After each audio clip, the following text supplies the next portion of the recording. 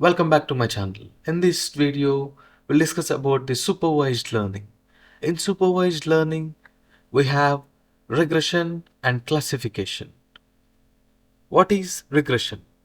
Regression is like finding a pattern to predict something based on the past information, like predicting the sales of car this year based on the previous year's sales.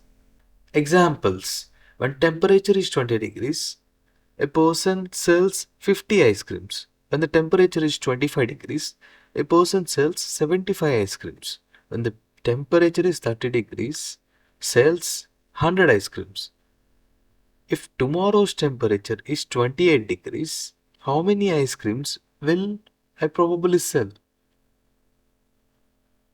Coming to the other example.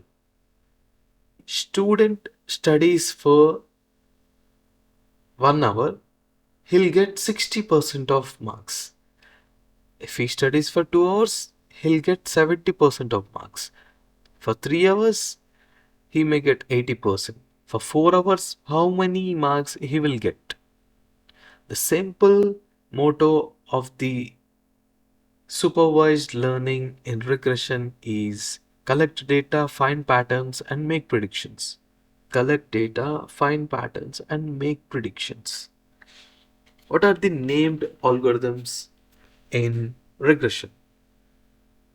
Linear regression, polynomial regression, random forest, XGBoost, SVM, decision tree, light GBM, cat boost, and some other algorithms are there. Let's take this example. This is the data we have. How many hours a student have studied, and this is the test score. We can predict the regression line. Here, this is how the regression line looks like. This is what regression. Thanks for watching. See you in the next video.